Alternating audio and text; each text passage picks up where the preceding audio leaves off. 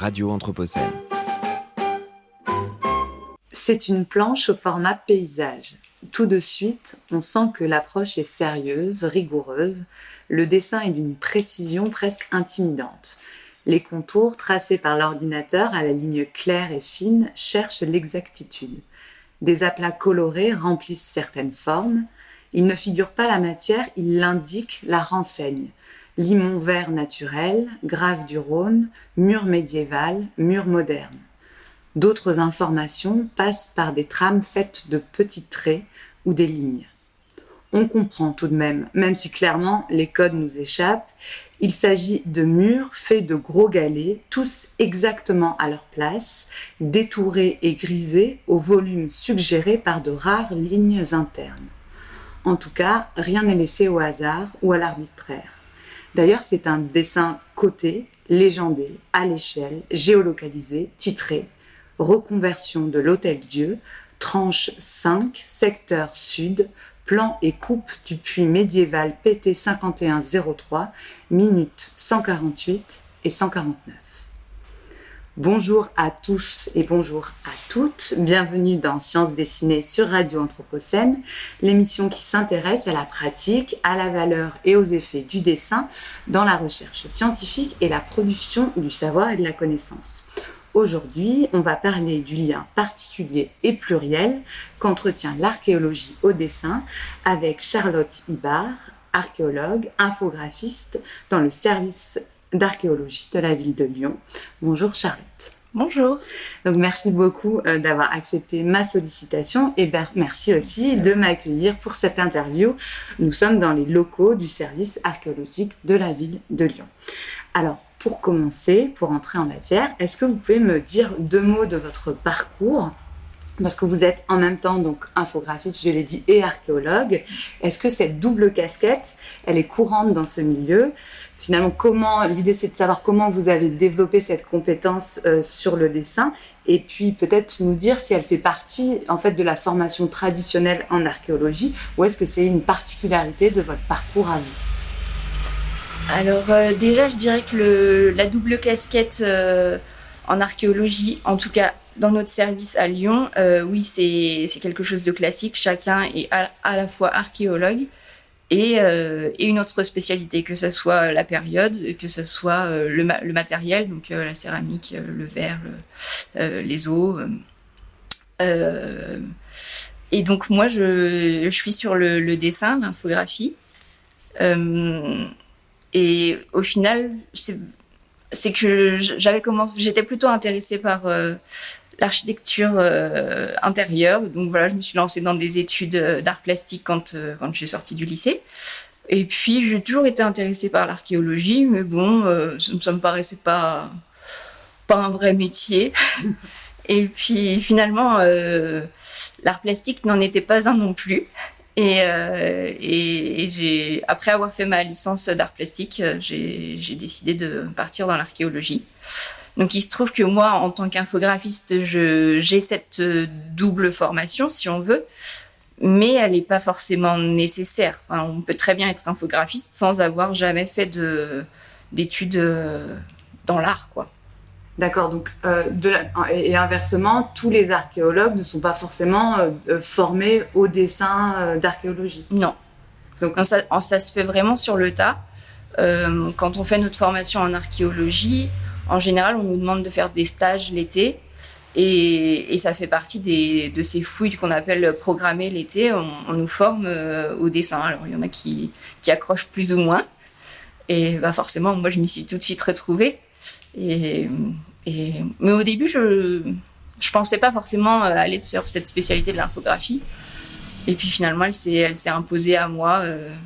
Voilà, un peu naturellement, ça m'a permis de refaire le lien justement avec ces études précédentes, et puis ce coup de cœur, enfin cette appréciation que j'ai pour l'art et pour le dessin, et comme ça me permet de m'y retrouver. Ok. Et donc, là, vous avez évoqué rapidement le travail de fouille et de dessin de fouille. Et justement, dans cette émission, moi, j'essaie d'explorer le rapport à chaque fois spécifique qu'entretiennent les disciplines scientifiques au dessin. Donc, il y a des disciplines, par exemple, comme le droit, qui sont très éloignées du dessin, et d'autres, comme la géographie, au contraire, se sont construites avec et grâce au dessin. Et donc, la question un peu générale, mais c'est qu'en est-il pour l'archéologie? Et en fait, en gros, à quoi sert le dessin pour les archéologues? Je vais prêcher un peu pour ma paroisse, forcément, mais je trouve que le dessin, il est quand même vraiment nécessaire à la compréhension de ce qu'on fait au quotidien. En fait, à la fin de chaque opération de fouille, on doit rendre à l'État un rapport qu'on appelle un rapport de fouille. Et donc, il y a le responsable de l'opération et les différents spécialistes des périodes des matériaux qui écrivent dans ce rapport. Et à la fin de ce rapport, en fait, on va présenter tout un tas de planches illustratives qui permettent d'expliquer un peu, oui, ça marche avec le texte, en fait. Même si on peut se dire que juste en lisant le texte, on pourrait comprendre. Mais le but, c'est aussi un peu que juste en regardant les planches, on comprenne aussi de quoi il s'agit et que les deux puissent coexister et se répondre l'une à l'autre. En fait, ça sert à relever, à donner à voir ce qui a été relevé sur le terrain de manière complémentaire avec le texte. À la fois complémentaire et en même temps, justement, c'est un peu quelque chose que je m'impose, c'est de faire en sorte que le lecteur plus ou moins éclairé sur le domaine arrive quand même à comprendre certaines choses sans avoir lu le texte. Donc, il faut que il y ait un minimum de clarté et d'information. Et c'est pour ça qu'il y a un titre, une échelle, voilà. Donc oui, donc il y a une vraie dimension informative et aussi peut-être analytique déjà dans le dessin. Oui. Vous pouvez développer là-dessus? C'est vrai qu'au final, quand on dessine à la main, il y a tout de suite une interprétation nécessairement, puisque en faisant le trait d'une manière ou d'une autre, on fait un choix. Et en fait, deux personnes qui dessineraient exactement la même structure vont pas, ça va pas donner le même dessin. C'est assez drôle, et du coup on peut remettre en question ce côté scientifique. Est-ce qu'on peut parler d'une vraie science, puisque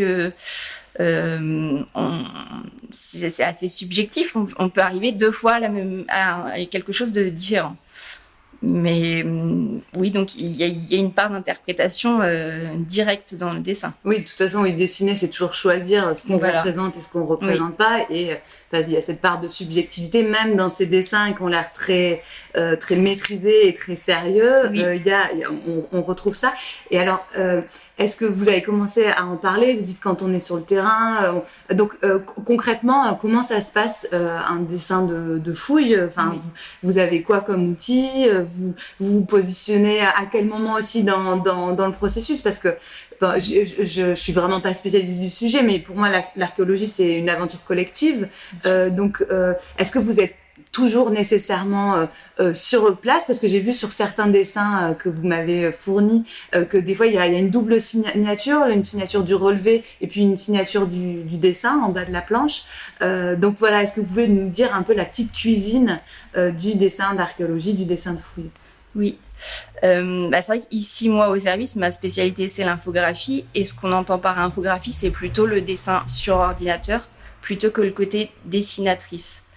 En fait, on part du principe en archéologie que tout le monde sur le terrain, chaque fouilleur, est capable de faire lui-même son dessin. Donc heureusement, parce que moi, ça m'évite d'aller sur chaque chantier, de débarquer et de dessiner finalement quelque chose que j'aurais pas fouillé. Et c'est d'autant plus compliqué. Alors que là, c'est la personne qui a fouillé sa structure qui va en faire son dessin. C'est quand même beaucoup plus approprié. Il m'arrive évidemment d'aller sur le terrain des fois, notamment pour ce qu'on appelle l'archéologie du bâti. Donc ce qui correspond à de l'architecture qui serait encore en élévation, une architecture un peu ancienne, donc à Lyon par exemple, le vieux Lyon typiquement. Et là, c'est vrai que j'interviens plus régulièrement sur ces chantiers-là parce qu'il y a beaucoup de travail. En fait, quand on relève un mur comme ça en élévation, on fait vraiment le pierre à pierre. Enfin, on prend la dimension de chaque pierre et c'est long. Voilà. Mais pour en revenir au dessin en général sur le terrain, du coup, on va avoir des points de référence qui vont nous permettre de se replacer sur une planche à dessin. Donc, on utilise un papier millimétré. C'est vraiment, on va tout mesurer par rapport à nos points de référence. Je fais un raccourci, hein, mais voilà, c'est quand même assez normé, effectivement. Et puis, une fois que la phase de chantier est terminée, qu'ils ont fait tous leurs dessins, ils reviennent au service et on entre dans la phase de post-fouille. Donc là, il y a tout le travail de lavage, on récupère toutes les informations qui ont été produites sur le terrain. Donc des photos, du texte, toute la description de tout ce qu'on a trouvé sur le terrain. Et notamment, on récupère les dessins. Donc là, en général, on vient me les donner. Et puis moi, je vais les scanner et je vais faire ce qu'on appelle la mise au net. Donc je retrace à partir d'un logiciel de graphisme. Je retrace par-dessus En fait, c'est un redessin. Oui. C'est un redessin et l'objectif de ce redessin, il est lequel? C'est celui de la clarté, de l'uniformité du corpus iconographique d'une fouille. La clarté, oui, de faire en sorte que ce soit propre. Et puis ensuite, une sorte d'harmonisation entre tous les dessins. Oui, on va toujours retrouver un peu les mêmes couleurs dans un même rapport. Après, sur d'autres opérations, on peut choisir d'autres couleurs, d'autres manières de faire. C'est ce que j'allais vous demander justement, jusqu'où en fait ce dessin, il est, vous avez dit normé, Ouais. mais jusqu'où il y a une normalisation de cette écriture graphique. Enfin, est-ce qu'il y a des conventions qui sont partagées par les professionnels en fonction, je sais pas moi, des matériaux, le métal, ça va être plutôt ça, en fonction des époques. Est-ce que il y a une sorte de code des conventions graphiques du dessin d'archéologie? Alors, à l'échelle, on va dire, de la France ou de l'archéologie en général, non. Chaque service, chaque infographiste peut choisir ses couleurs. Alors, on va essayer, on va peut-être pas mettre du rose pour du métal. On va essayer de s'approcher quand même un petit peu de la couleur normalement, mais non, là-dessus, il y a pas de vraies normes. Après, il y a quand même des choses qui sont redondantes qu'il faut absolument retrouver sur les dessins. Donc, comme vous l'avez décrit tout à l'heure, on retrouve une échelle graphique, on retrouve un ordre, ou en tout cas une orientation. Alors, ce qu'on appelle nous aussi les altitudes, parce qu'il faut toujours qu'on se repère par rapport au niveau de la mer. C'est des normes, toujours un titre. Et après, non, il y a quand même une certaine liberté dans le dessin. Après, sur d'autres types de dessins, parce qu'on peut donc retrouver plusieurs types de dessins en archéologie, on dessine aussi les objets qui ont été trouvés sur la fouille. Et là, par contre, il existe une normalisation quand même à l'échelle de l'archéologie qui a été mise en place dans les années 80. Donc, c'est quand même pas tout récent. Il y a forcément eu des évolutions, mais on retrouve quand même les codes. Donc, par exemple, pour dessiner la céramique, c'est fait d'une certaine manière. D'un côté, on a le profil pour voir l'épaisseur de la céramique, et puis de l'autre, on va avoir l'extérieur de la céramique avec je sais pas comment appeler ça. des petites cassures, voilà. Il y a éventuellement la texture, éventuellement la céramique est glacurée. Et donc, ce principe, on va le retrouver un petit peu aussi pour les objets, même si ça reste différent. Enfin, mais oui, sur les objets, il y a vraiment une normalisation. En fait, de multiplier finalement les points de vue pour donner à voir, parce que c'est un peu, l'enjeu du dessin aussi d'archéologie, c'est qu'on a une réalité qui est en 3 dimensions, qui est souvent pas transposable, encore plus quand c'est des vestiges avec des architectures donc pour donner à voir ce qui existe, on est obligé de mettre à plat une réalité en 3 dimensions avec des altérations et en même temps la réalité derrière ces altérations. Il y a un enjeu de la représentation qui est très fort. Effectivement, c'est là que c'est un petit peu complexe, c'est qu'on met à plat, on met en 2D quelque chose qui est en relief.